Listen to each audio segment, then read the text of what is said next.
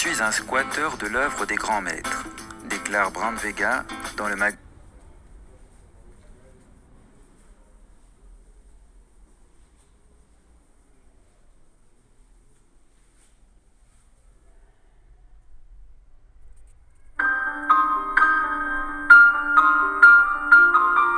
Le jeune Herman Brown s'initie à la peinture à l'âge de 14 ans pour faire comme son frère aîné Max, qui a décidé de devenir peintre. Leur père, Francisco Brown, décède alors. Le Bosque El Olivar est un jardin public de Lima planté d'oliviers centenaires. Un lieu familier de l'enfance d'Herman Brown, puisque non loin de la maison de ses parents. Un sujet de choix, puisque le hasard du calendrier veut que...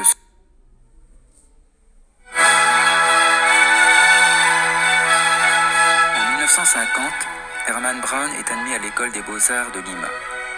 Le tableau Platanales de 1951, les bananeraies en français, lui sont directement inspirés par les bananiers du jardin de ses parents. Les personnes et les paysages de son environnement immédiat.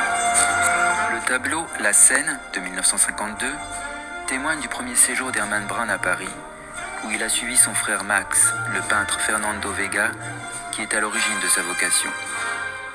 À Paris, il est aubergé à l'hôtel du Vieux Colombier, pépinière de jeunes artistes. 2 plus 3 égale Lima.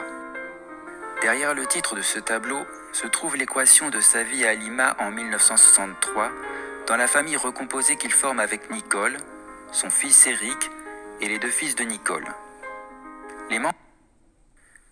Si le titre de ce tableau de 1963, La Jaula, la cage en français, nous confirme qu'il s'agit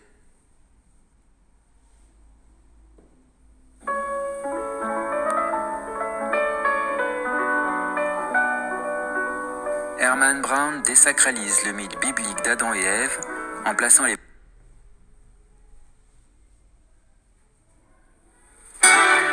Encuentro en el campo, Rencontre à la campagne de 1965, est un exemple typique de la peinture très gestuelle, très libre d'Herman Brown à cette époque qui contraste.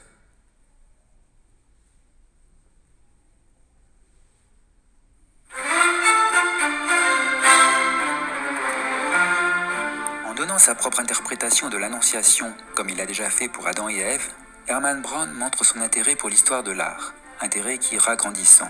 Mais surtout, cette vision de l'Annonciation est caractéristique de l'humour de Brown. Comme pour Adam et Ève, cette scène biblique.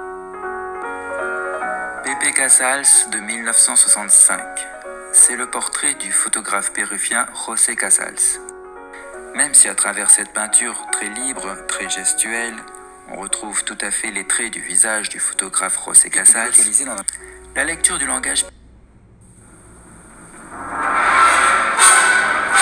avec le triptyque liberté, égalité, fraternité, l'actualité politique fait pour la première fois irruption dans l'œuvre d'Herman Brown, qui commence à affirmer son désir d'être un témoin de son époque à travers son art. Nous sommes à l'aube d'une profonde transformation dans son œuvre, car lorsqu'il évoque à nouveau mai 68 seulement quelques années plus tard dans sa série sur l'enlèvement des Sabines de Poussin, son langage pictural est devenu presque hyper réaliste.